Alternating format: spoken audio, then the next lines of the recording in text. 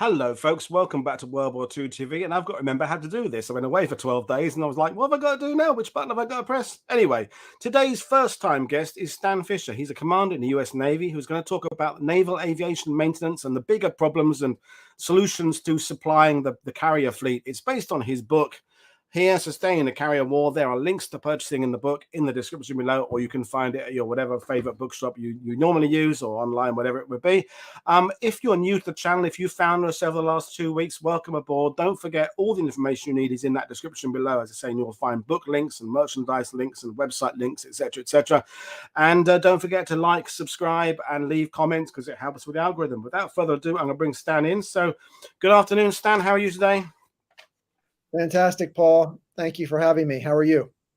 I'm very well. So, the Pacific campaign always does well on World War II TV. People love the leadership conflicts, the MacArthurs and the Nimitzes and all those, the Halseys, and they love the technology. They love the early aircraft that weren't very good to the end of war aircraft that were frankly a lot better and carried on being used for another sort of 2 decades in some cases. But an aspect that I think gets overlooked is just the magic behind the scenes, that magic of sustaining such a massive, great force, whether it's the US Navy, the US Army Air Force, or the US Army. Towards the middle and latter part of the war, the numbers are absolutely staggering. So before we bring in your PowerPoint, why did you want to address this kind of aspect, and what were your hopes with this book, and given your naval experience, to bring to it? Well, thank you for that introduction, and that's a great question. I've had a lot of people ask me why do you study the maintenance, the kind of the down and dirty side of naval history.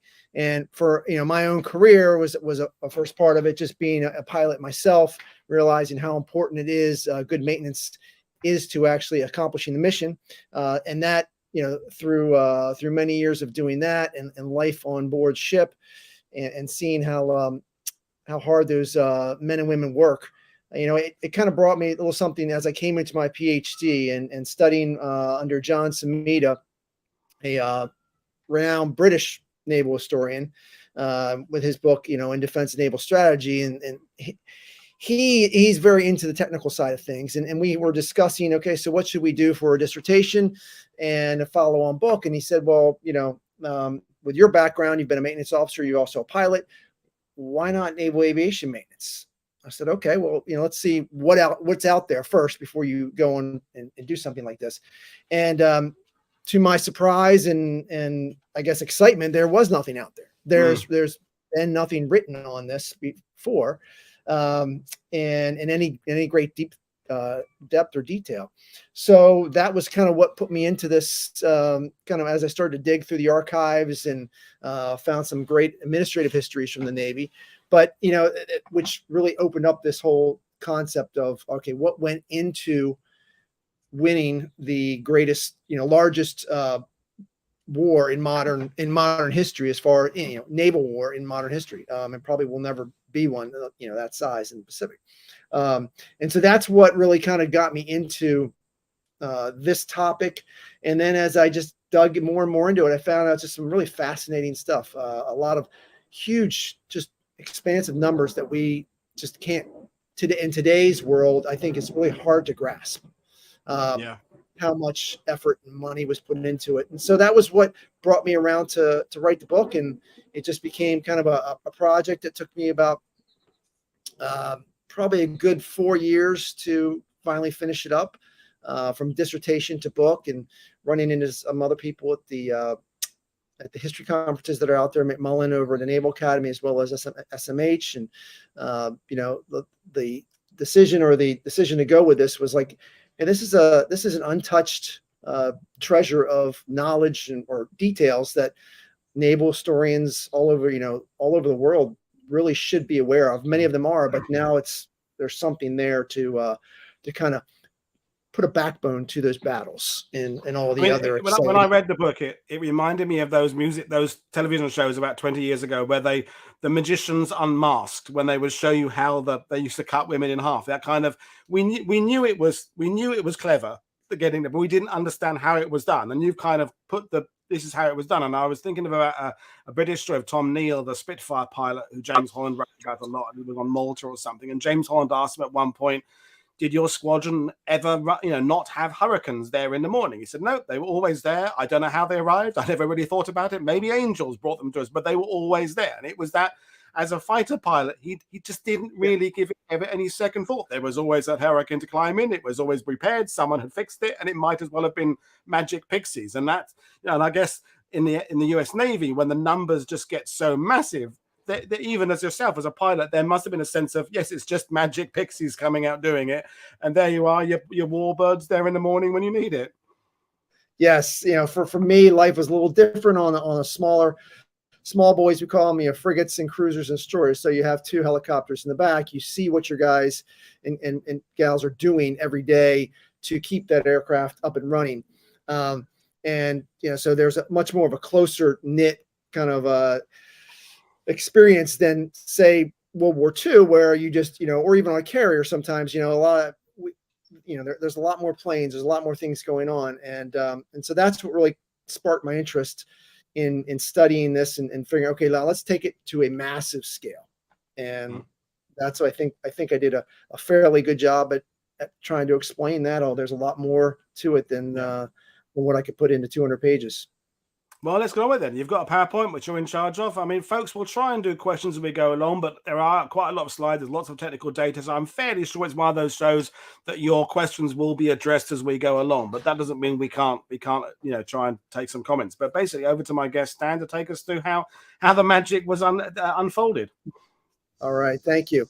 Well, most historians and professional historians, as well as casual historians, and anyone who has an interest, has a naval history, probably understands that the U.S. Navy's love affair with naval aviation and carrier aviation really started in the 20s, right? After World War I, we put together the Langley, and then shortly thereafter the Lexington and Saratoga. These really explained and showed the potential of what naval aviation, carrier aviation, can do for the U.S. Navy. Now, as a nod to your heritage, we obviously were falling behind and following the example of the British with their carriers in World War I with the Hermes and Ark Royal, right? So we saw what could be done in the First World War. And with the Royal Navy, and we thought, all right, well, let's take that to the next step and see what the Americans can do. And so, that was really built around Admiral William Moffett, who was the chief of the Bureau of Aeronautics.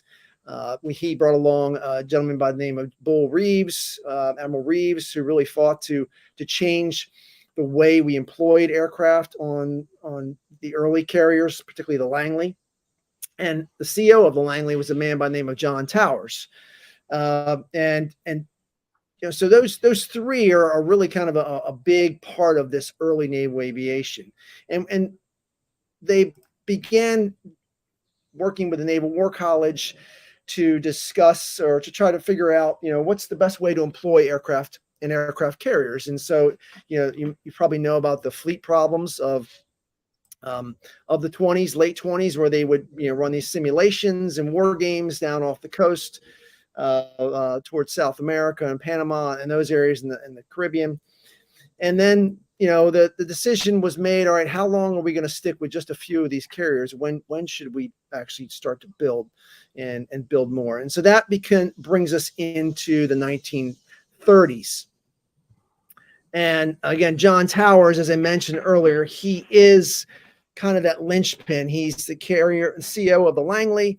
He is also, pretty well known in the world of naval aviation from, if you think back to the first across the pond flight, if you will, with the NC flights in 1918, I believe. He was the officer in charge of that operation when the U.S. Navy decided that it was going to try and fly four aircraft from the U.S. to Europe.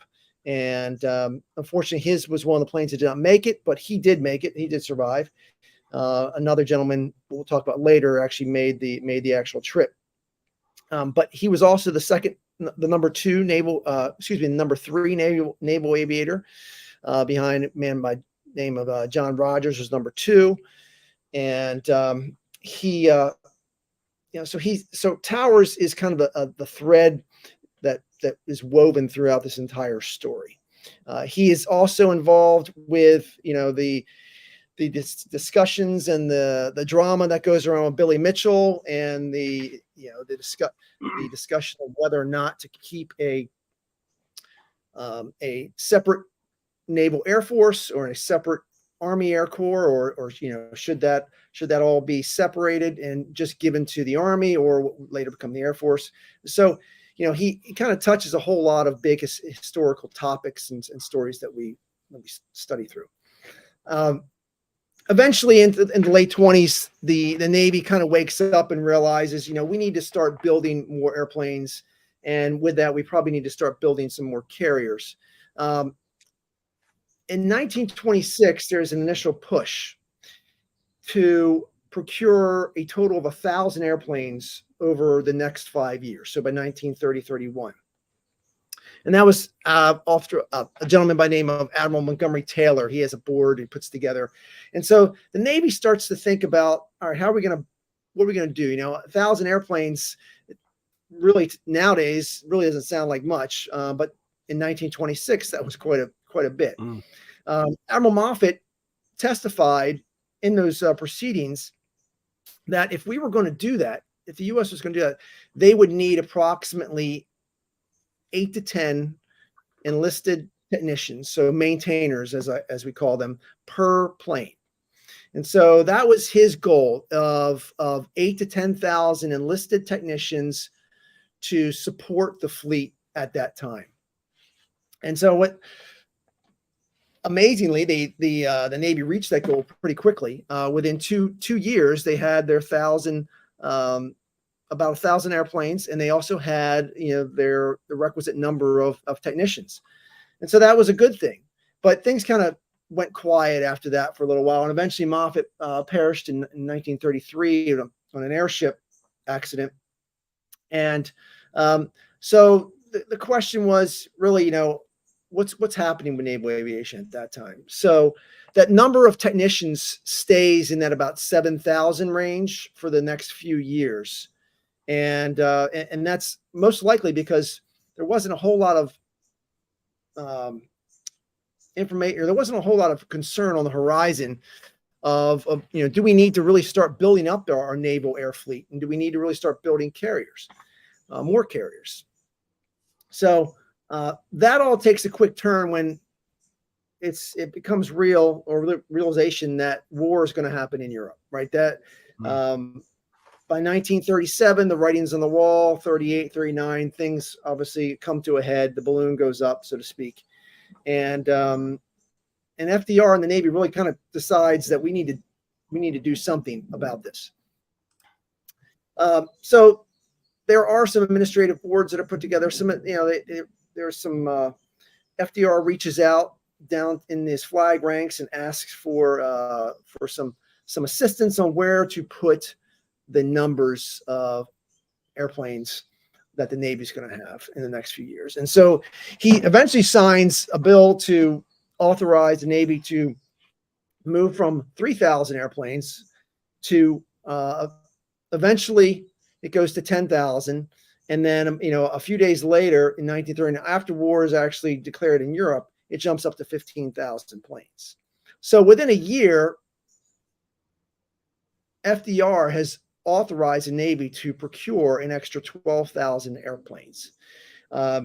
This is a shot across the bow for everyone in naval aviation, but also across the civilian, the commercial side of the house. Your civilian contractors who are going to build these airplanes. So everyone's like, whoa, the money's on the table. Let's see what we can do. So a gentleman by the name of Admiral Horn, he's the first Vice Chief of Naval Operations, heads this board up, and he along with Ernest King, John Towers, they're all wrapped up in this, and they continue to kind of work through this plan, if you will, to figure out how they're going to deliver airplanes and then really deliver the people to fly them and work on them. So as they get to figuring this out, there is a discussion on who are going to fill these gaps. Where are we going to fill these gaps with, with personnel? So they look into the reserves. The U.S. Naval Reserve is part of the process, the thinking process. We need to build more facilities, right? We need to have more training facilities. We need to have more airfields. And then what they kind of forget about sometimes is for a lot of this time is how do we train all these maintainers? How do these technicians, right? It doesn't just happen, like you said, pixie dust and the planes are ready to go. But everyone's so focused on pilots and planes, the bright, shiny things, that there is a real concern with coming into the late 30s to where we are on as far as personnel. Now, in 1937, there's 7,000. As I said, there's about 7,000 enlisted technicians working in the aviation division of the Navy. World War II kicks off, and now we get to, there's all of a sudden there's a sense of urgency. So there is recruiting goes on. There is some discussion on how do you get more of these enlisted, at that time, really men, just to come in and work on planes. And so the numbers start to creep up slowly. And you can see from this slide here, July, 6 months before Pearl Harbor, we're not at war yet. So the number's at 22,000. And then slowly it doubles and then jumps up a few more. And these are not, these are broken out by months. This is just 1941. And so, July to December, that's 3 times, the number of people in there. And, this is all before Pearl Harbor. So as I was doing my research, I started to see some of these numbers, and I'm kind of wondering, all right, well, where is this going? And as you know, reading just the jack of the book and the brief discussion or introduction you had, eventually we get up to 250,000, right? So where does that happen, and how does that happen? And just we'll do a first question for you, Stan, because I'm sure you'll elaborate on this anyway. But Ian Carr is saying, so what specializations did these recruits have? Mechanics, armorers, and others? Because there's a lot going on in this early war period. This is when the aircraft companies are bringing out prototypes and potential ideas of aircraft like on a daily basis. No one knows whether the future is going to be fighters or torpedo bombers or dive bombers. There's so many new ideas coming in. So is the approach to kind of create generalists and then kind of special? How does the Navy look at that problem? The Navy had up until World War II, really until 1942, the Navy had just kind of brought in technicians who were more generalized. They were machinist mates, they were metalsmiths, and they had is a very kind of a general rating that they had. So we didn't have a whole lot of specialization of labor. That will come later, and I'll show you that, and I have a slide that speaks to that specifically. So there was kind of an effort to reach out and pull, your auto mechanics or people who had worked in the trades, and they would give them, there were entrance exams just like there are today, and there was a scale of numbers, of grade, and so if you scored this particular number, you had the option of these ratings, and many of them were obviously, the smarter you were, the more technically difficult or technically specialized your rating could be. So that is a definite focus, but it's not the only focus at this time, because the U.S. really isn't sure what's going to happen. Again, before Pearl Harbor, they didn't really understand. The focus, FDR's focus was Germany first, right? So we kind of got caught. I'm just talking about Germany. Germany was struggling to even find people in this period who would even drive cars. We think of this mechanized German war machine, but actually, the number of the population that could drive a car was incredibly low in 1939-40. And so when you get to this figure of 250,000, you don't have to go very far in the States to find someone who can shoot a squirrel, because that's something hundreds of thousands of young men. But people who could take apart an engine, the pool gets smaller. The more specialist the training goes. That I know there's lots of farmers who have tractors and things, but the more specialized the job, the smaller the pool is. Oh yeah, and again, the technology is not that advanced in the difference between 1935 and 1942, just in aviation technology, is astronomical. I mean, you can look at just the horsepower difference between a bi-wing airplane that's flying off of, say, the Ranger when it's first built, or Lexington, Saratoga, versus a Hellcat later on in the war. I mean, you're talking 1,000 horses difference between someone who enlists in 1935 and is still turning wrenches in 1943, 44. So that's kind of the hard nut to crack. And it really wasn't, no one really knew how much servicing and how much work was going to have to be done on these airplanes, because we didn't have them. So there were no long deployments, there was no combat in the 30s. And so it was very basic servicing. Most of the training was done, kind of ad hoc, on the job training. You linked up with an older, more experienced veteran, and that was where a lot of your training. There were some schools there, but it wasn't a very strong infrastructure.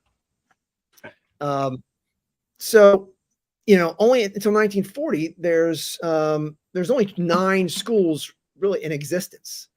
And the folks at the Bureau of Aeronautics, which is now it's called NAVAIR, Naval Aviation Air Systems Command, but the Bureau of Aeronautics, which John Towers is the chief of, is trying to get their arms wrapped around this. And they realize that there's a problem looming on the horizon with manpower issues. Getting people, there are people kind of showing up at the draft stations or at the recruiting stations, but how to get those individuals specialized and trained.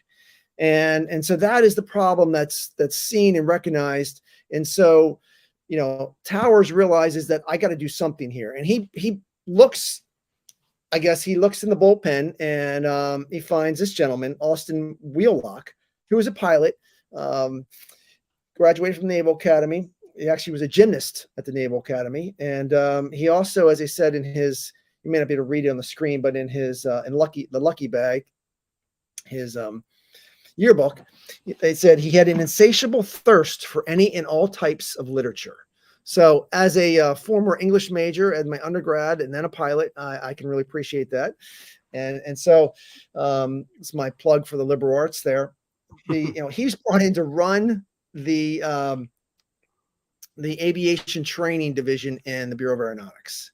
And so that at that time, though, it's covered with both pilots and technicians. So it's one big program.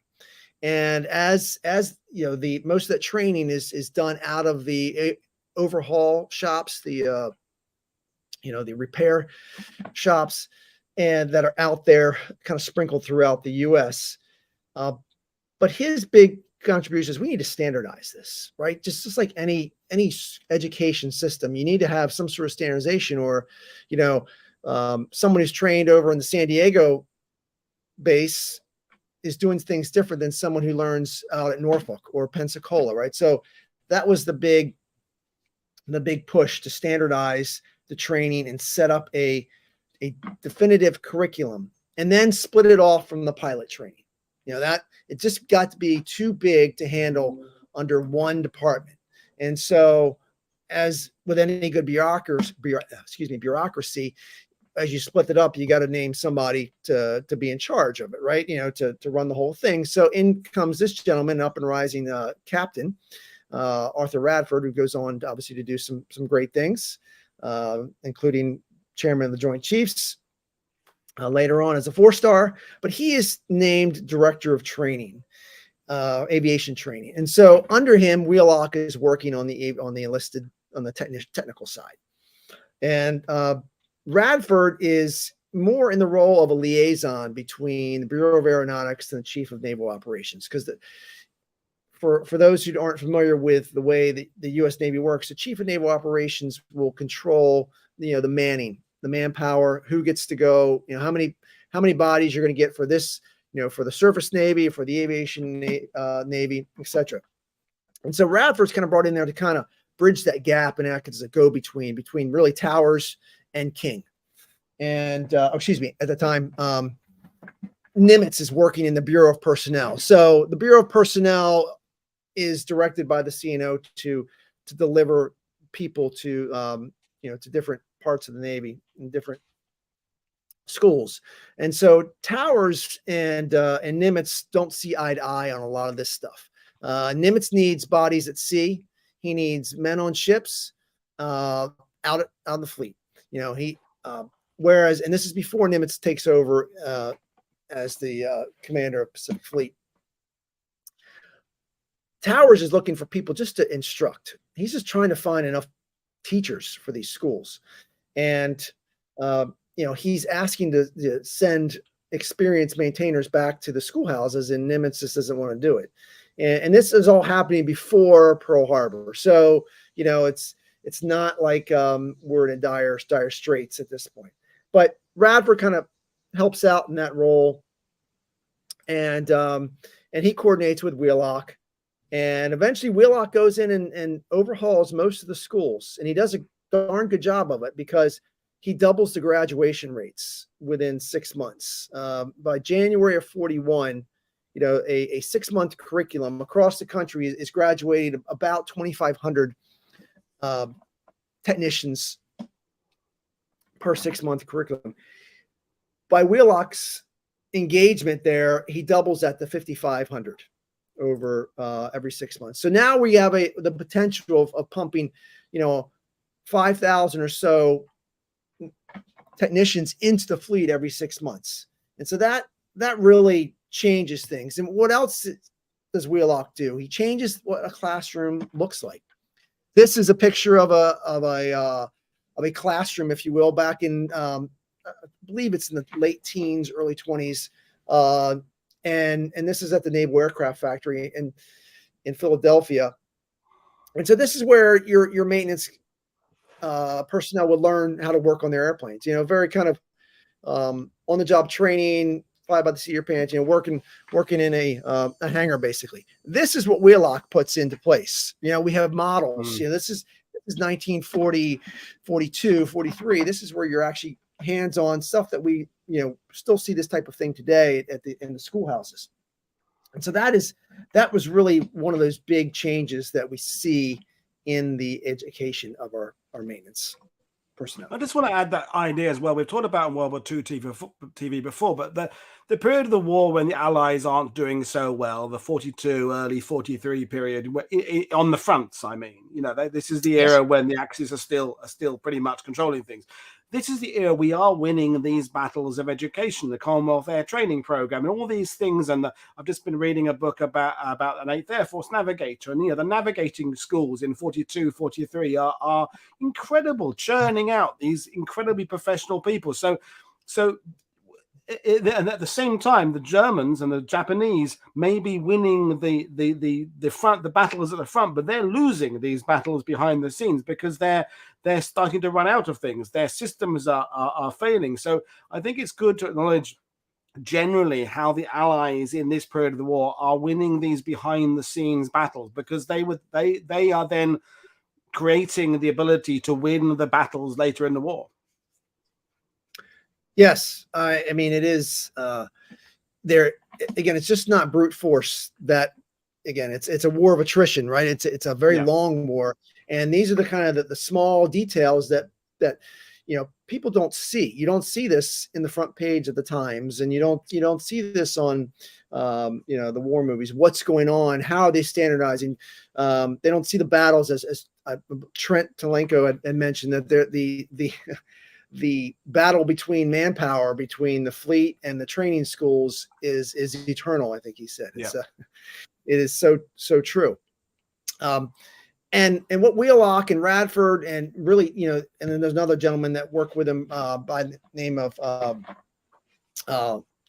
Lieutenant Commander Brim. I'm sorry, his first name escapes me at this point, but he comes in and they standardize. They standardize the manuals. They standardize the textbooks, and they actually change almost the print and the wording, and they make it very readable for your common, Joe Smith, who shows up from a cornfield in Iowa, wants to join the Navy.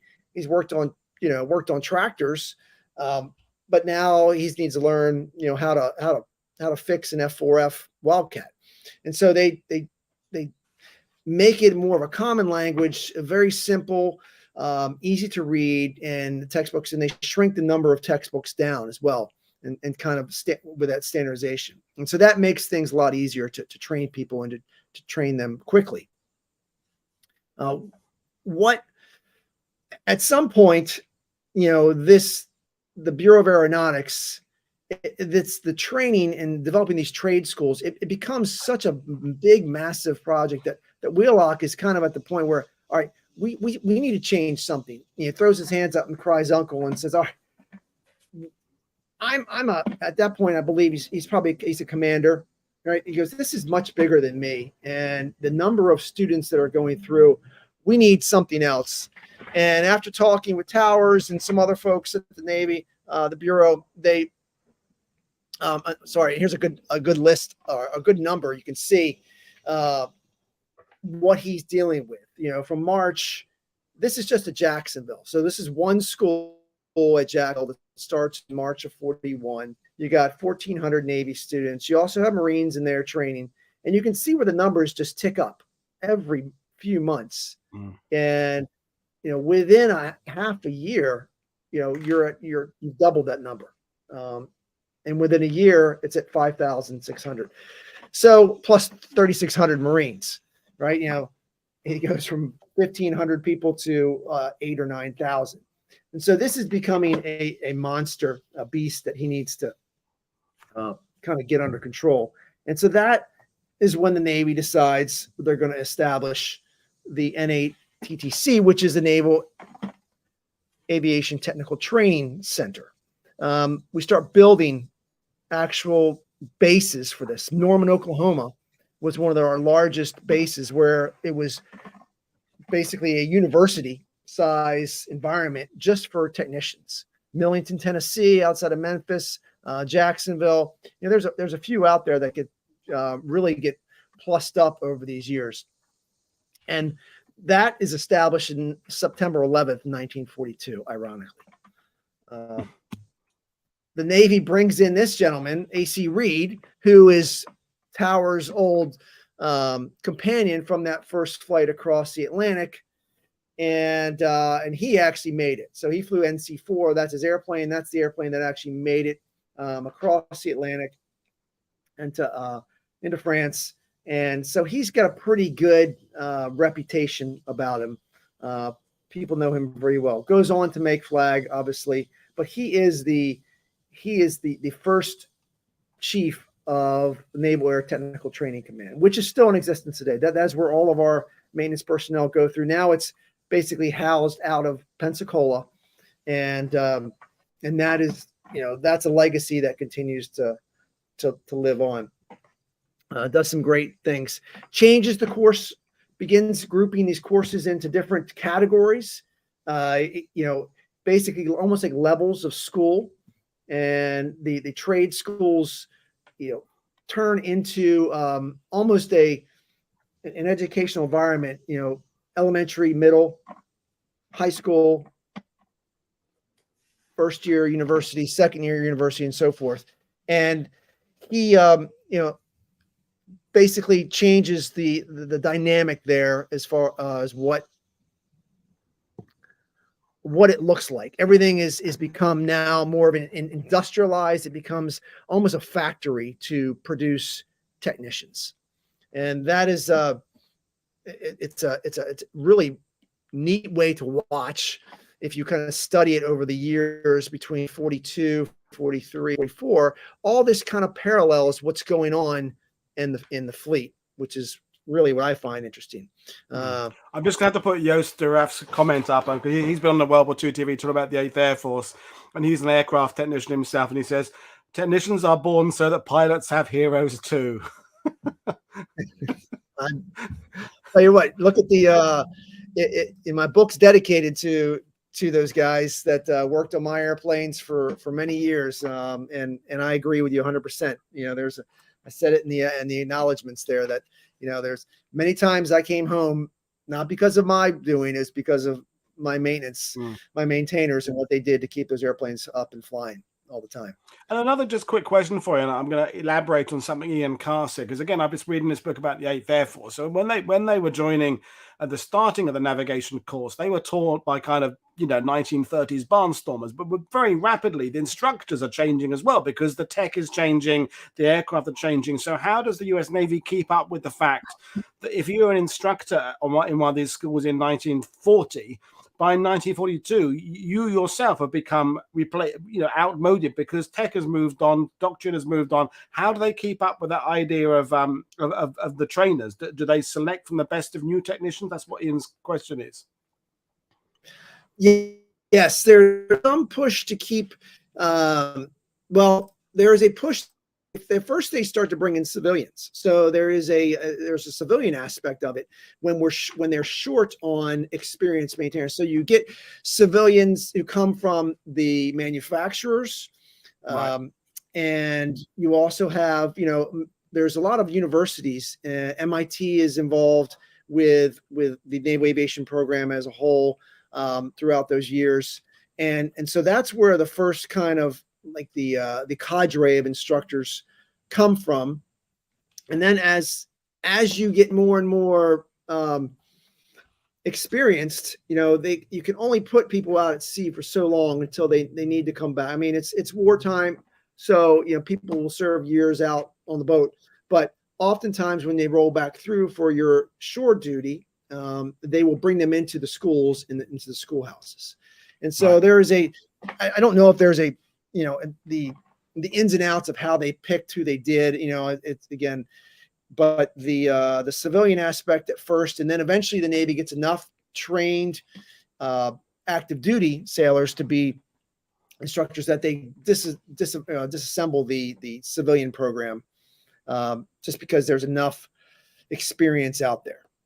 And another couple of comments have been coming. I know you're following them as well. People have been asking about the US Army Air Force as well. And a representative question from Sean Brennan is, did the Army Air Corps learn from the Navy trained technicians, or vice versa? Are the two services and branches kind of working in tandem, or are they kind of doing their own things in a vacuum?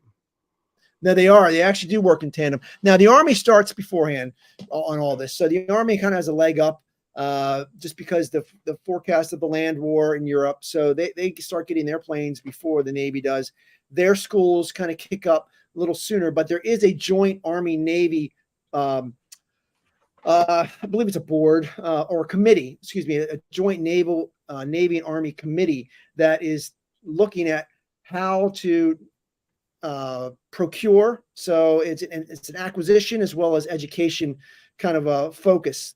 And educating pilots as well as educating the maintainers. So there is a joint effort there to do this. They are not training together, though. We don't have a joint Navy Army schoolhouse per se. They will keep the Army keeps them over where and we keep ours where, or I say we, but the Navy. But the fact that they've even got a dialogue is got to be a good thing. When we talk about the Italians in the middle of the war, I mean, the Navy doesn't talk to the Air Force, the Air Force doesn't talk to the Army, no one talks to the government. I mean, it's a complete disaster in terms of any kind of level of cooperation at all. So, in fact, even if there is a committee between the Army, Air Corps, and the Navy, that's got to be a flying start. Pardon the pun. Oh yeah, it is a good thing, and I will say that the Army will.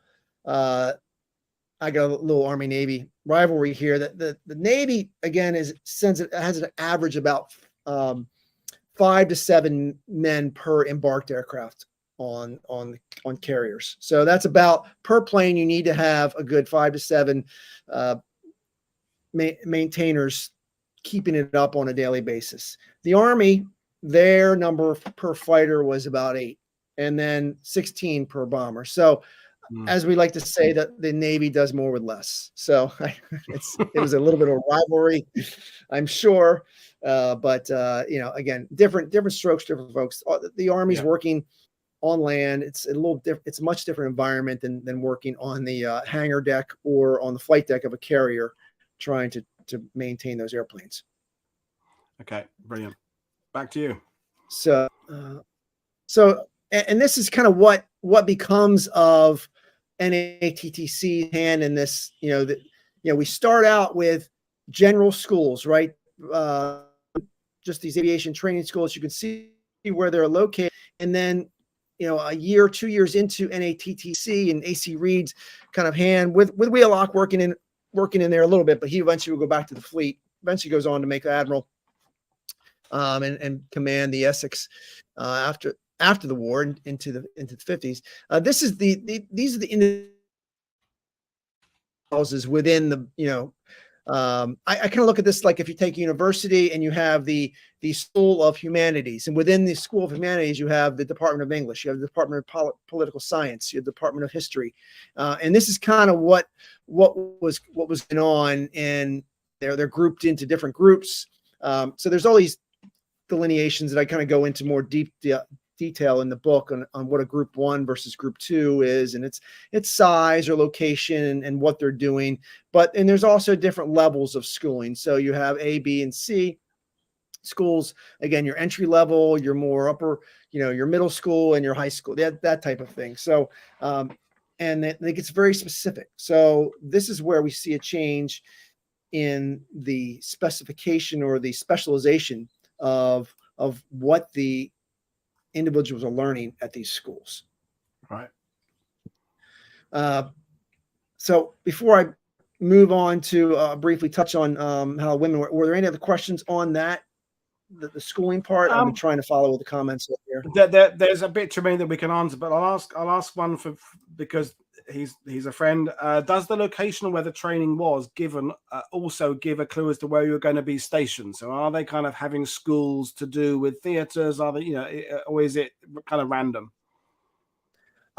Pretty random. I think everyone was going to be on the anyone going to go to school is either going to be on a carrier somewhere in the Pacific, or an escort carrier be in the Pacific, and maybe a few still over in the Atlantic, or you would be assigned to a land plane, right? So something that's taking off and landing from a base somewhere, whether it's on the coast of the United States or somewhere over in Europe. So it really wasn't. I think it was more designed on where you were coming in as far as enlisting, what part of the country, because it's easier to get you if you're coming from Ohio. It's much easier to get you over to Norfolk than it would be to a San Diego location or to Chicago, right? It'd be much easier to get. Okay, brilliant. Well, I think we may do some more questions later on, but I'm conscious of the fact we've got a lot to get through, so we'll carry on with the presentation, do some questions later. Yeah, let's go. Okay, so as we get through, women also take part in this, right? So the women do train as technicians. Radford says we need them. We need women out there because they don't have enough men out to fill the spots on the ship, as well as fill the training stations here in the United States, because of all these bases out training a lot on the planes here in the U.S. doing the same job as the men are. I spent a lot more detail in the book on this. Maybe another time we could talk some more about the impact of the waves, which is the women accepted for voluntary emergency service. It's a great story to see what they're doing, turning wrenches just like everybody else does. They're also operating from the running airports and control towers, so doing great work there. It's fascinating to see what they've done. This does come with a bit of a challenge for some. Again, not used to inspecting. This is Admiral Ramsey and many of the landings in the Mediterranean during the war. But this is a quote direct from him. It's the first time in my life it's been part of my official duties to women's legs. A pretty funny thing, and he's checking the hemline on their skirts as well as the stitching on their stockings to make sure that it's in line. It's that. So this is the type of thing that we see, and again, it's that's what's good about history. It's a different world back then than it is today. So all fun stuff. So what changes, right? What changes with the advent of the Essex class? Well, you can just see the difference in just the number of planes that we're going to have on board. And so this is where we really kind of get the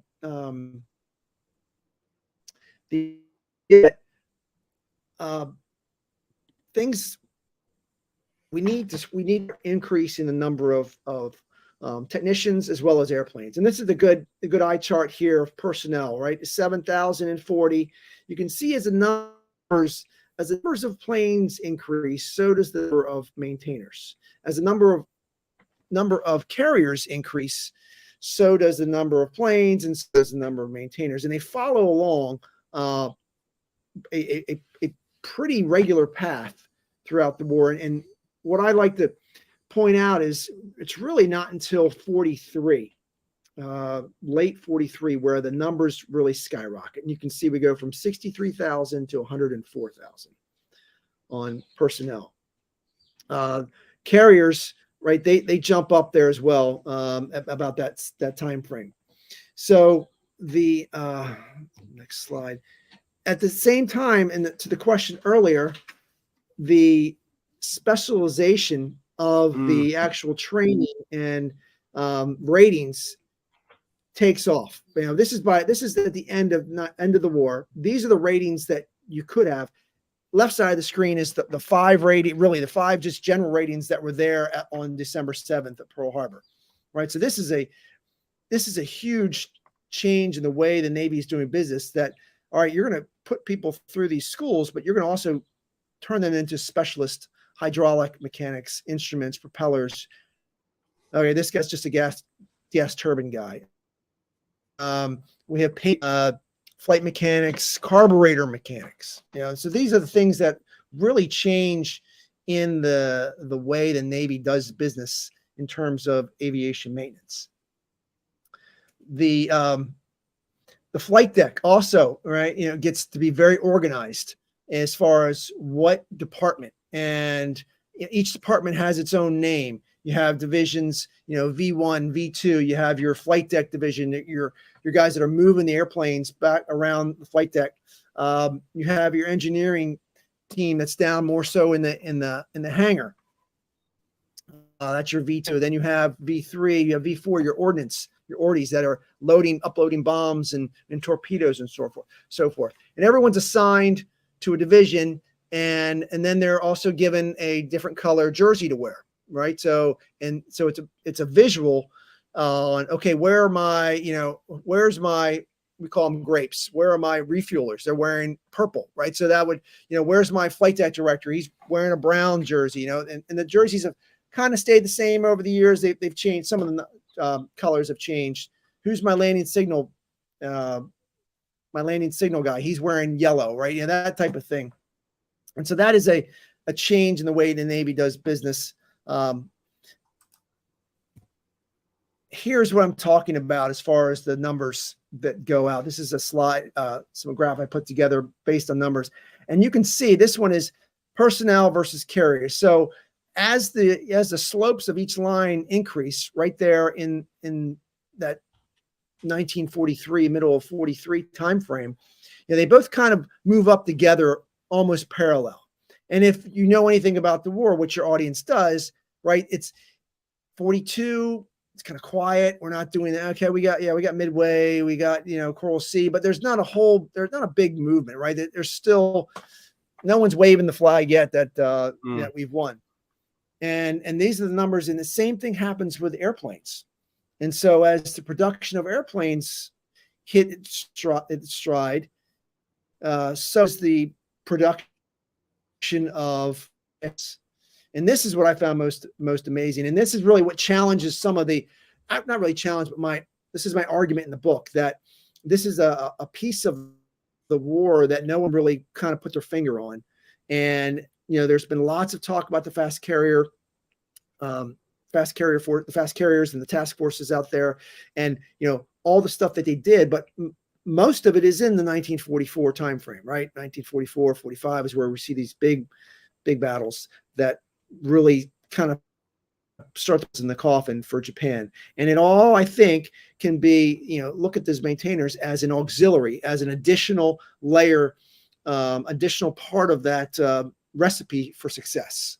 That's what is a really kind of a eye-opener when I started this, because I didn't know that when I started doing the research. No, it's really enlightening, Stan. And just a quick question for you: are the people in behind the programs and the training and the schools, are they taking requests, so to speak, from the front? Are admirals of the fleet and carrier commanders saying, look, we definitely need more specialized, you showed that slide there with the increased number of specialized roles. Are the educating programs suggesting what roles they can give, or are the people at the commanders at the front saying, we need more people to maintain elevators, we need more people who can do carburetors? How is the process developing? Yeah, I think it's kind of twofold. Part of it is there was a couple of surveys that went out to the fleet and pilots in particular, and said, what are the big needs of the fleet this time? I think this was in late 43, 44 timeframe. And one of the overwhelmingly, the response was actually supply and logistics. Like, there wasn't enough parts coming out for the airplanes early on. And that turns into kind of a twofold thing. Well, all right, is it you need parts, or do you need people to repair the broken parts? And so initially it is the repair. What's breaking, what needs to be fixed the most. And you can see that most of these are the machinist mates ratings. That's, the hydraulics, instruments, as the airplanes get more and more technically advanced, that's where you have to start figuring out, all right, I need an instrument mechanic, because now I have new things. Now I got planes flying at night, right? So night aviation is a new thing. So, which wasn't a thing at all 5-10 years prior to that, right? We're not, that's not a focus. So is there a direct line of communication from the fleet to the schoolhouses? I can't say. I'm sure there is some response of what's from there. We need a little bit more, because there's always a manning gap. It's about having an environment where you can talk, isn't it? And if we're going to make a comparison between the Allies and the Axis, both the Germans and the Japanese tend to not have an environment where you can say how anything critical about the system, or we should have more of this, or I think we'd be better be doing this. The Allies are very good at having a system wherein the officers' messes and there is dialogue. People can say what's working, what isn't working. So I'm assuming that in that kind of an environment, information will just spread and circulate, and improvements can be made if you have that kind of not democratic within the military, but what's the word I'm looking for that's like democratic but not democratic, kind of symbiotic. I don't know. I can't think of the word. I'm trying to make a point, but an environment where discussion is okay. Yes. And Towers was very vocal with when he was at Buair, and then as he left Buair, as the other chiefs came on, they did communicate with the fleet on a regular basis, and as well as with the Bureau of Personnel, which was Bureau of Navigation, but became Bureau of Personnel. And so there was a demand signal sent somehow, some way from the Halseys and the Nimitz, really obviously coming through Nimitz and his staff to Washington, and saying, hey, we need more aviation bosun. And it goes without saying, you build more carriers, you're going to need more people to operate those carriers, right? So that is, again, we put to sea about 100 carriers, over the course of the war, and so just that alone, you need 600 or so maintainers on each carrier to handle the air wing.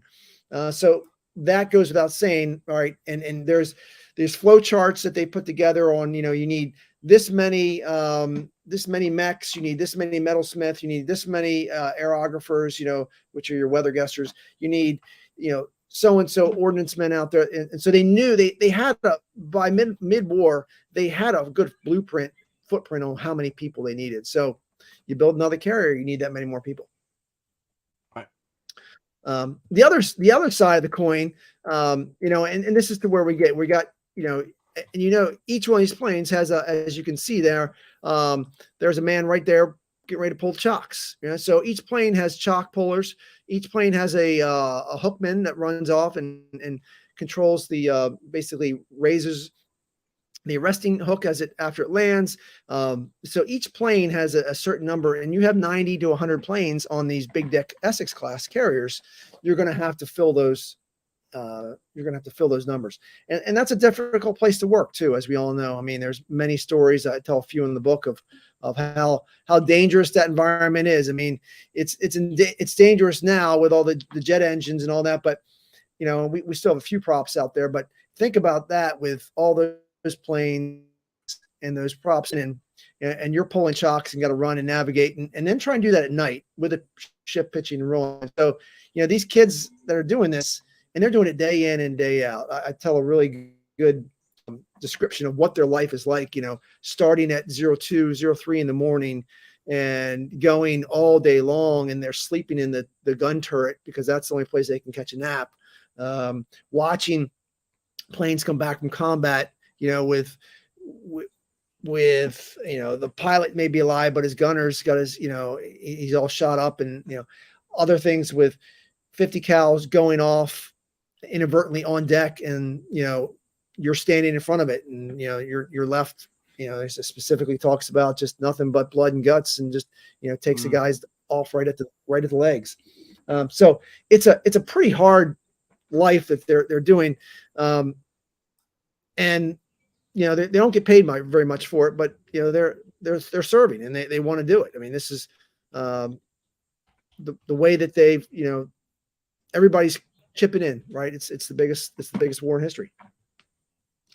Yeah, definitely. Some more pictures here, so we'll kind of roll through this. But no, he's not wearing a dress. He does have pants on. He's got his pants rolled up into a pair of shorts, working on the plane there. I just like to throw that one there. It makes everybody look twice. So, and again, you can see this guy gives you an idea of how many guys, they're trying to move this airplane. And you've got everybody and their brother grabbing and pushing this thing around. A little different than how we do it today, but we have tractors that do this stuff for us.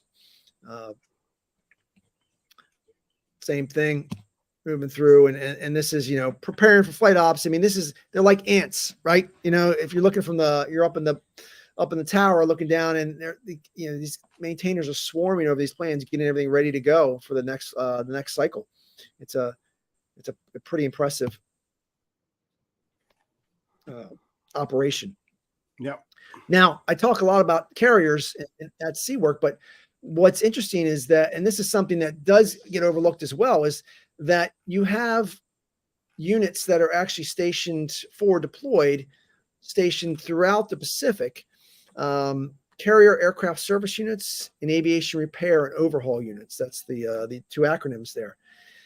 And they're in places like Papua New Guinea, Kwajalein, Guam, and so forth. And so the Navy realizes, particularly the Bureau of Aeronautics realizes, that we can't keep doing all this maintenance, particularly overhauls, engine changes, engine overhauls, on the carrier, because it sucks up manpower and labor hours, and it also takes up room. And so they start to establish these units overseas. The Kazus are basically a smaller unit that is more responsible for putting airplanes together. So as the manufacturers build the planes, send them out to the fleet, they get forward stationed and pre-positioned. And so as they move them out, and they will put them on these islands and will prep them, functional check flight, getting ready to go. And when the fleet needs it, or the air group needs it, then they get flown out, or they get taken out by, an escort carrier. That's a smaller unit. The Kazoo, you're looking at somewhere around 70 of them were out there in the scattered throughout the world, really, mainly in the Pacific. And the arrow is used. I haven't thought of a good way to pronounce that one. That's up to 1,500 to 2,000 people on some of these. And you can see these pictures, a much bigger operation. And again, throughout the Pacific, I mean, as we island hopped, this is by 44, these start to come in. And this is really one of the other pieces to the war puzzle that puts away, the Japanese don't have any of this. They have their islands, and they have, we're taking the fight to them. And that's what is something that is a lesson learned, right? Forward deployed, the size and expanse of the Pacific. You can't keep trying to get things from San Francisco to Pearl Harbor and then out to, past Guam and into the Solomons, it's just, or the Marianas. It's not, you got to have stuff ready to go. I mean, this is John McManus's point when John talks about the army in the Pacific, and he talks about the Philippines, for example, and the Japanese airfields around Clark Field, and how it's the actual pilots themselves who end up having to kind of increase spots for standing areas for aircraft, and increase run and keep the runway kind of clear of weeds, that kind of stuff. Whereas the U.S. Army, and John makes the point that we've kind of remembered the Seabees, but we haven't remembered the Army airfield construction battalions. And the same applies to this. We know a little bit about the logistics, but we've kind of honed in on a few little specific things that have ended up being in movies. And this huge mechanism that you're talking about here just has kind of fallen through the cracks. And again, it comes back to that analogy we made at the beginning about everything happening with pixie dust, and it isn't happening with pixie dust. The fact that we can do this island hopping campaign and take air power to where we took it was because there were literally hundreds of thousands of personnel working in the tail behind this very, very sexy point of the spear that we make all the movies about. But without the tail behind it, without those the US transports just taking drinking water across the Pacific Ocean and things like that, none of this can happen. Absolutely. The logistics is really the key to a war like this. A war of attrition, Napoleon was expert at logistics. So there are leaders at this time have learned things from past from history, and this is one of them. Get your once you can accomplish set your quote unquote beachhead, now establish it with the weapons that you need. This is we don't have enough carriers to bring airplanes constantly over. You got to have them set up, and the Army does do the same thing. And I think some of these were actually some joint units where you had you definitely had marine aircraft operating out of some of these areas. Yeah. And there, I saw a question pop up about just corrosion, and I talk about corrosion in the book, and that's obviously a naval aviator's worst nightmare. Planes on the boats, a lot of corrosion. So there are a lot of science and technology and kind of experiments go on with how to keep these parts and planes from corroding, whether it's either at sea or at these forward deployed units. And they do everything from trying to figure out how to remove humidity just from inside these Quonset huts, right? And so very rudimentary types of air conditioners systems are made to keep things from just turning into rust because the humidity is, it's like as thick as pea soup there. And so that there's some neat things. And I talk a little bit about that in the book, and as far as corrosion preventative, petroleum based products and lacquer, slapping these parts and pieces with this painting this material on, so to speak, to keep it from rusting in transit, and wrapping it with the type of stuff we still do today. We wrap things with cellophane. We have anti-corrosion inhibitors, and so all this is new at this time, though. because we've gone from, remember 10 years ago, we were flying planes that were built out of wood and fabric, Yeah. right? Now now we're in aluminum metal airplanes, so that's it's definitely a different thing. And to continue again on the point about logistics and supply, I mean, now you got to think about getting planes from one deck to the other. How does that happen? Oftentimes they would get flown by pilots. New pilots check in, send them out. Somehow they make it out to these places, and then they fly the planes from from one ship to the other, or from these bases out there. Sometimes it gets hoisted. It's just an interesting way of doing business, and the Navy kind of figures out that the tail does kind of wag the dog, I think, to use that term loosely, metaphor loosely. Another good example here, right? We're pulling one airplane off of a transport ship, putting it on to an escort carrier. That's where we kind of see some really interesting things. I mean, and you had to do this when you're talking about these large battles, these large engagements. So take example, the Marianas campaign in 1944. Most of the airplanes that were in the air group were replenished by the escort carriers. Would do the replenishing. So they would go and they would get close to the AROUs or the CASUs, and they would fly the planes on, and then the escort carriers take them out there to the the fast carrier task forces. And just in the Marianas alone, you had 2,000 airplanes, 600 ships, and 300,000 personnel involved in the Marianas campaign. I mean, that's more than what we have, almost as much we have currently in our force today, just in general. I mean, so this is on a scale that I don't think anyone really can fathom. In my generation, can really fathom how much material we were moving, as well as personnel, to places, to position, and what I can imagine the workload, or the how to grasp that. Nimitz and his staff, and Halsey and his staff, and how they're figuring out where we need planes, ships. I mean, these task forces sometimes have 70 support ships with them, right? Logistically, it's not one carrier and a few destroyers, right? You have every type of ship you could think of, and you're talking 60, 70 ships per task force. This is really what forces the Navy to rethink how they are going to conduct an operation.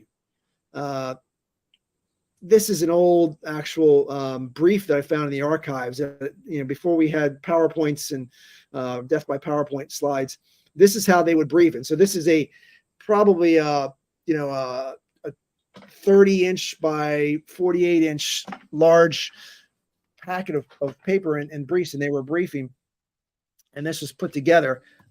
Zoom in here, you can kind of see a little better what it took to supply a carrier group.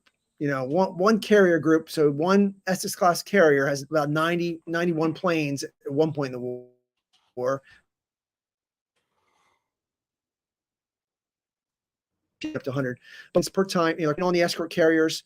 And then they get into the Pacific. You have another 60 days of another 60 days of attrition. Where are we losing planes? How many percent per month? 18. And somehow, some way, I'm not a mathematician, the goal is, to support an active carrier group, you need 66 spare planes. 66 just to support one carrier task force, or one carrier air group, excuse me. So that's crazy to think about, 66 planes. Nowadays, you're lucky if I could find 60 planes that are up and working, on one location, because we don't need that many, right? We don't have that many, and they cost a whole lot more now than they did then. But you're getting typically 16 planes a month are being delivered to an aircraft carrier. That's kind of the cycle time to keep that carrier fully stocked, if you will, and ready to go. Which could bring us back to the technicians doing the kind of the triage work, isn't it? Because, you know, that the Allies have got very good at the end of the war at reducing the chance of a wounded soldier or sailor dying. You know, the chance you had of surviving was increasing all the time, and it's still increasing. You know, from the American Civil War to today. I mean, your chance of survival, if you're not killed by the bullet or shrapnel that hits you, have increased incredibly. But also the recognition that looking at a damaged aircraft and assessing it immediately, can that bag be repaired? If not, no. Can parts from it be salvaged to be used for something else? I mean, that's happening with tanks in Normandy. The Canadians particularly were leading the way with this idea of, that's a ruin. And it's all about efficiency, isn't it? If you know, you need to make these decisions as quickly as you can, because you don't want to waste storage on something that you can't use, or you don't want to waste time fixing something that can't be fixed. It's about those fine margins. Although by 44, by 45, certainly we're going into combat with much larger forces.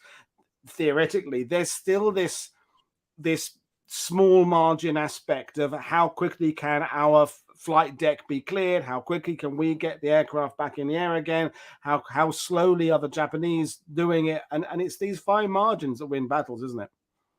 Oh yes. Your points there, I mean, I have a feeling you've looked at some of this material, because it's exactly what you're saying, Paul, that the decision is like, okay, how much time and effort are we going to spend fixing an airplane, when at some point maybe we can, you know, just replace it with a new one, and how much effort is going to be put into the repair of an airplane, and do we have to cannibalize, that type of thing? And that's really what changes. And the first slide, I talk about this, as you see, the IAMMSP, let's call it the IAM, the Integrated Aviation Maintenance, or it's a material supply program. Radford puts this together, and really what it's looking at is, you know, this comes in late in the war. How is the Navy going to facilitate finishing out the war? And then also it talks a lot about, you know, what do you do after the war? And so what changes is the number of aircraft that are showing up. And this is a chart I have in the book that I put together as well. You can see the total number of VF. When I say VF, that's your fighters, carrier fighters. We start out in, you know, less than, you know, even 6 months after Pearl Harbor, we only have 500 available to the fleet. By the end of the war, you know, there's 6,000 available to the fleet. A total of 25,000 have been delivered throughout the war. I mean, those numbers just boggle my mind as a historian and as a practitioner of aviation maintenance, and seeing how this works in the fleet. So you know, in the 44s, the Navy has a lot more to work with, right? So Radford's plan comes up with this idea that, hey, maybe we don't have to focus so much on repair anymore.Maybe we should start focusing on just replacing. And this is another one of these big briefing sheets I had in the archives, and it's a plan, it's a procurement plan that the Bureau puts together, and it lines out, you know, basically month by month what delivery of of what type of aircraft is going to be. And I'll zoom in here in a second. I don't know if anyone can zoom in on their own screens, but on the left side, it tells you what type, model, series it is. Here is the contractor on the second row. And then it gives you timeline, and you can see this one. Hopefully you can see it on your screen. A little small on mine, but right in the middle, it's Grumman. We're talking F6F Hellcats. And right in the middle, it gives you a timeline of when everything should be delivered. I believe that's a 40, or when the contract is signed. And if you look at 1944, you can see that Grumman is on contract to deliver approximately 500 planes per month to the U.S. Navy for an entire year. I mean, wow, that is just like, talk about Rosie the Riveter. And, you know, they say they could build how many ships we're putting out. Think about what's going up in Bethpage, New York, at the Grumman factory, and what's going on inside. That's a whole nother book. And many But as books out James there. Holland always says, he talks about the big war allies have by 44, 45. We've got more of everything, except more of everything takes longer to deploy, more organization to shift from theater to theater, to move from location, whereas the enemy, possibly, who are fighting in kind of improvised battle groups with whatever they've got left together, they've tied together with baling twine and a prayer from the emperor. They have that efficiency of just being able to go straight into stuff. So as the military gets bigger, you've got to address the organization of it as well, or it becomes so many things to organize. It becomes a behemoth you can't move. It's like a carrier stuck in custard would be. That's a weird analogy that came into my head now. So you've got to improve the efficiency and organization, or you've just got too many toys in the toy box. You can't play with them all at the same time. Yeah, and that it almost becomes a bit of not really a problem, but they have so many new toys. When I flew 68 SH-60 Bravo helicopters, Sikorsky product.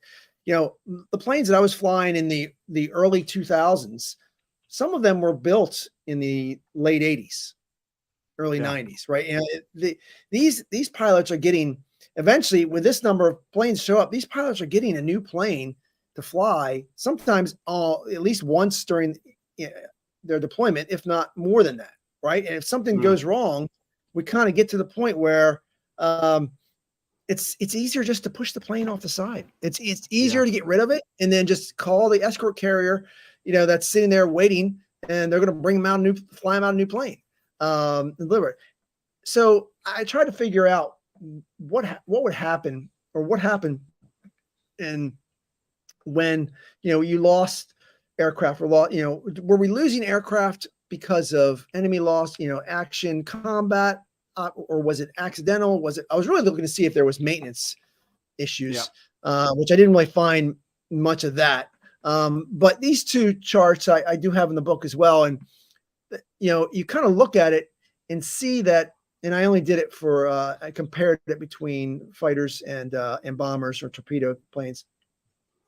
And the numbers there really don't, combat, enemy action, that takes, but operational accidents. And that kind of made me scratch my head, halfway down there. 2,390 are lost to operational accidents, whereas only 1,400 are lost to enemy action. Gives you your 4,000. So I can't prove this. I kind of wonder if the Navy got to the point where they had so many brand new shiny airplanes sitting on the beach waiting for them, that was there a throwaway culture that just kind of took over and like, oh, you know what, I'm not gonna worry about this. Something, you got a few bullet holes in it, just push it over the side. I mean, and I'm sure if you went down and dove, there's thousands and thousands of planes at the bottom of the Pacific Ocean that were in fairly good shape, and so they weren't doing overhauls on the engines. They weren't doing repairs. If things were breaking, it was just easier to write it down in the log. There was a really good tracking system that they put into place. And, if that plane had topped out 500 hours, maybe it's just time to get a new one. And so that's kind of where I threw these charts in there, just to kind of see what's going on. And again, you can't prove any of this, but it's, I don't know what you do with all those brand new airplanes. Why would you fly an old one? Right. Some of them were sent back to the United States, and they were cycled through and sent back to the U.S. on escort carriers, and were eventually used, either overhauled there or used for training purposes.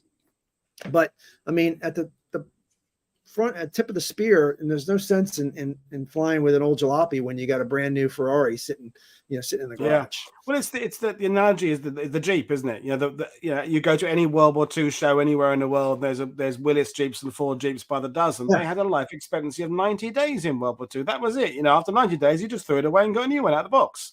Yeah. And they were still selling crated ones in Belgium and the Netherlands till, I don't know, 1969 or something, because they were just no point shipping them back, no point, just leave them there and they get sold. So this is it's kind of a wasteful example. It's not very good. It's not very good for the planet, throwing brand new aircraft over the edge. Yeah. But you can understand the point of efficiency where the US Navy has got to this point, where it's just unpack a new one. It's not worth the hassle. Just get a new one out. The disposable society of 2023, I suppose, in some ways. Yes, it's like all of our appliances, right? I could talk about my grandmother's washing machine if I wanted to, that seemed to last about 40 years, and yet now they just pack up after 18 months. You go, okay, and you call some guy, can you fix it? And you look at the cost of fixing it, and look at the cost of new, and you just go, oh fuck it, I'll buy a new one. And that's the way it seems to be. But anyway. I'll let you finish on. We've got a few questions for you when we get towards the end, but people are loving it, by the way. Good. I'm just about the end here. Let's see where next slide was. So again, this is a war of attrition, right? So that the Japanese couldn't keep up with this, right? It's just exactly. There's no way that they could keep up that, because we're on their doorstep. We're bombing. We're firebombing, their industrial centers. And nothing back in the U.S. Life's going on, and people are working and people are producing stuff. So this is what makes a war of attrition like this, and increases the availability or the readiness of the U.S. fleet, because if a plane's new, I think when some of the numbers that I looked at, it's in the book, and I kind of spelled out there, but the average readiness in the last 2 years of the war was about 88%. So almost 9 out of every 10 planes deployed on a carrier was ready to fly at any time. So the only thing that would affect that is your pilots. And we know that we were churning out pilots left and right. So to have that level of readiness for an extended period of time, over multiple months or years, that's very, very hard as any strategist will tell you to overcome. There's no way. And that's really what did it in. You throw that on, and with obviously MacArthur and the land component of what's going on, Okinawa, Iwo Jima, and all that, and now the Imperial Japanese Navy just can't keep up with the U.S. They've also lost most of their experienced pilots by this time as well. But we outbuild them and out logistic them, if I can make that word up. It's not really a word, but it's a key. That's a key to victory. One of the keys to victory. It's not the only one, right? You got to have people that can execute. But when you have the numbers that we did, it was great. And I think this, sums it up as, we go to Murderer's Row here, right? How would you like to see that out you're looking out your porthole first thing in the morning, staring down at you with Murderer's Row at Ulithi in the aircraft carriers. That's sea power at its best, and all those planes are ready to fly. It's just it's a crazy thought that we were there. And I finished the book with, I got to throw a Bob Hope quote in here and a picture of Bob. Any good World War II, something's got to involve Bob Hope, right? And he says, he's out giving his talk. I think this was in Jacksonville, or maybe he was out in Guam doing this. I forget exactly where he said this, but and they quote it, that he says about the maintainer. So he's doing one of his tours, USO tours, getting all, motivating all the maintenance guys out there. And he says, it takes more than good airplanes to American aircraft carrier or a naval station, and more than a good pilot to get a plane over the target and bring it back home safely. It takes men behind the pilot, men trained in radio, mechanics who are able to man a machine gun or make repairs in midair, machinist mates back on the carrier on the ground to repair the latest motors, metalsmiths to sew up those broken wings, ordnancemen to make sure a plane's guns will always bark at the right time. And when these men come out of this training center, they're ready to do this and more, ready to pitch and play third base on the Navy's major league team of air and ground crewmen. Yes, sir, folks. When you think of General MacArthur's famous words, "I'll return," add a word of thanks to fellows like these who helped make it possible for him to say, "I have returned." So I think that quote from Hope is just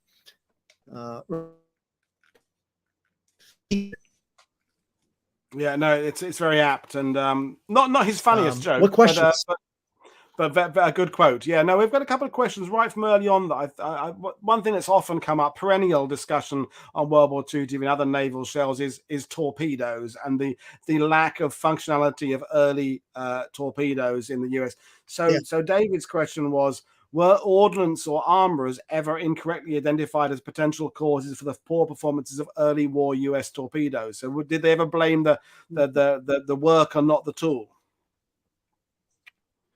I don't believe so. I didn't see very many really anything that points out maintenance malpractice. Like that was what I was searching for, to try and see if there's something kind of saucy, something juicy in there that we could look for. And I didn't ever see any reports of that specifically. I know the problem that we had with torpedoes, firing torpedoes from submarines against other anti-submarine warfare.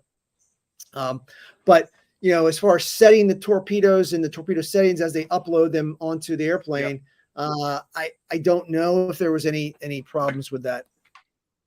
And the fact that you couldn't find anything suggests that everything was working very well, which suggests that your whole talk about how well the schools were set up, how the instructors were established, how they went with the practical models and what have you, and must have been working, and like when you're watching a movie and you don't know don't notice the special effects, it's because they were good. If you notice them, it's because they stand out. And I was assuming that if you're not finding any admirals screaming at someone saying, "Why the hell are my X not working?" it's because his X was working. And so I assume that that there's no smoke without fire. But the other question was, which is about the assignment of how these personnel were moved around. It's a good question. So, and especially when you talked about the units that were put actually on islands. So Sean is asking, I assume aircraft maintainers were assigned to squadrons and they moved with the squadrons, but what part of the maintenance world was permanently assigned to carriers or indeed fleets? How did, if you were for a very specialist in carburetors, for example, might you be moved around? How did it work, basically? That's a great question. I was hoping someone would ask that, because I speak to that in the book as well. That's the shift that takes place here in World War II versus prior. The carriers, up to World War II, the maintainers would move with the squadron or with the air group, right, home base, and they would embark on the carrier with the planes and the pilots, and they would come off the carrier when deployment was over.